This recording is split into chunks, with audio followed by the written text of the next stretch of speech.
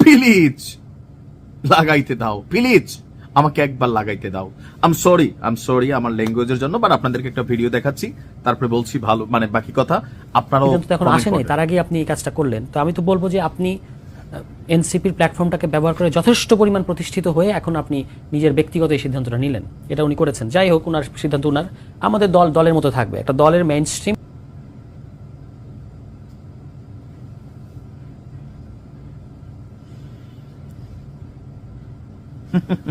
ভাবিয়ে মুসলিম ভাইয়ের বউ এই ক্লিপ শুনছে, শুনে তে না আমি কোনতে কই যে একটা ভিডিও ভাইরাল হয়েছিল, তাই লীলাই কো জানি কি তাই সে কইলো লাইভে, এরপরে কয়দিন তে নাই। তো যাই হোক, তুষার এবং লাগাইতে দিবা এটা একটা ভাইরাল ওয়ার্ড হয়ে গেছিল, যদিও এটার পরে তুষার এটার ব্যাখ্যা দিছে। আমরা মনে করি তার বিরুদ্ধে এটা গভীর রাজনৈতিক একটা ষড়যন্ত্র ছিল। যাই হোক, তুষারের যে বক্তব্যটা শুনছেন, আমার এই বক্তব্যের মধ্যে তীব্র আপত্তি আছে। দেখেন, আমি এনসিপির মধ্যে যারা আমার নিয়মিত অডিয়েন্স আছেন, দুইজন মানুষকে আমি সবসময় সাপোর্ট করি টোটাল এই টিমটার মধ্যে। একজন হচ্ছে তাসনিম জারা, আরেকজন হচ্ছে হাসনাত আব্দুল্লাহ। আর বাকি যেগুলো আছে এগুলা নিয়ে আমি আসলে আর মন্তব্য আজকের ভিডিওতে করতে চাই না। এখন সারওয়ার তুষার তার দলের পক্ষে কথা বলতে গিয়ে যখন বলল এনসিপির মাধ্যমে তাসনিম জারা নিজেকে প্রতিষ্ঠিত করে ফেলছে। আচ্ছা, এই জুলাই অভ্যুত্থানের আগে তাসনিম জারারে কে কে চিনছেন? আর এই সারওয়ার তুষার সহ, হান্নান মাসুদ সহ, এই নাহিদ বলেন, আসিফ বলেন, সার্জিস বলেন, হাসনাত আব্দুল্লাহ বলেন, কম বেশি এদেরকে কারা চিনতেন? আর যদিও চিনতেন, কোন দলের কোন রূপে? মানে কেউ চামচা রূপে চিনতেন।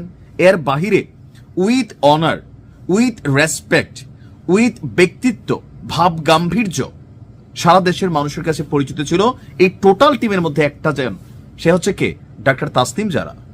তাসনিম জারা সোশ্যাল মিডিয়া প্ল্যাটফর্মে প্রতিষ্ঠিত একজন কন্টেন্ট ক্রিয়েটর, পাশাপাশি ব্যক্তি জীবনে একজন বড় মাপের ডাক্তার।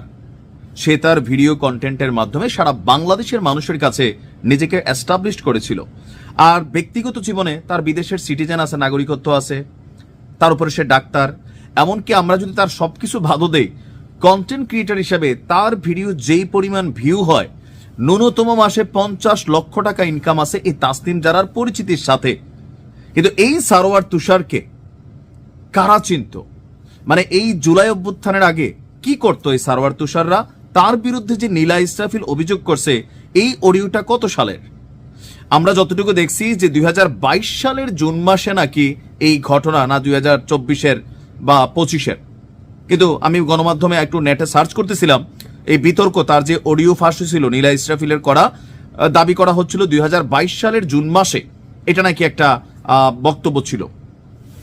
তখন তারা এগুলোতে ব্যস্ত ছিল। কেউ গোলাম রাব্বানীকে তৈলমর্দনে ব্যস্ত ছিল, কেউ সাদ্দাম হোসেনকে তৈলমর্দনে ব্যস্ত ছিল, কেউ জয় বাংলার স্লোগানে ব্যস্ত ছিল। এরা যখন আবার তাসনিম জারাকে নিয়ে সমালোচনা করে, আমি এটার তীব্র প্রতিবাদ করি যে তাসনিম জারা সে এনসিপির প্ল্যাটফর্ম ব্যবহার কইরা সে নাকি নিজেকে এস্টাবলিশড করে এখন এনসিপির সাথে পল্টি নিচ্ছে। কেন ভাই? আপনাদের যে রাজনৈতিক এথিক্স, আপনাদের যে দর্শন, প্রথম থেকে তো এটা ভেজাইল্লা।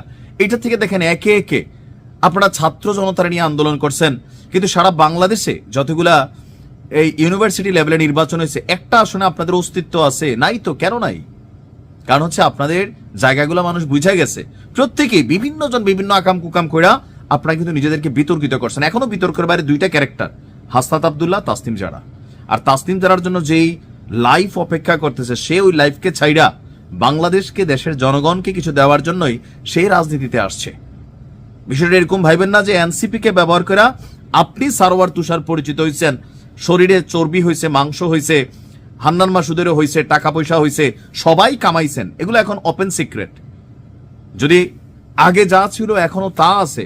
দুইটা ক্যারেক্টারের মধ্যে একটা হাসনাত আব্দুল্লাহ আর আরেকটা হচ্ছে তাসনিম জারা। মানুষ এদেরকে বোঝে। আপনার কথায় আপনি নিজেই সমালোচিত হইবেন।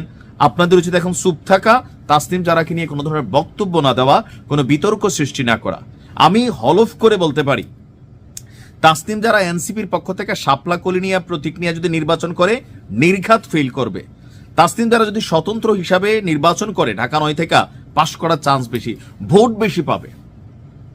কারণ আপনাদের থাকে না যে আওয়ামী লীগের মধ্যে অনেক ভালো মানুষ আছে না? আছে, কিন্তু এখন জয় বাংলা নৌকার স্লোগানটা বা প্রতীকটার কারণে তারা এখন ভোট পাবে না। কেন? এই প্রতীকটার উপরে রাইট নাও জনগণের একটা সেন্টিমেন্ট আছে, এটা বাস্তবতা।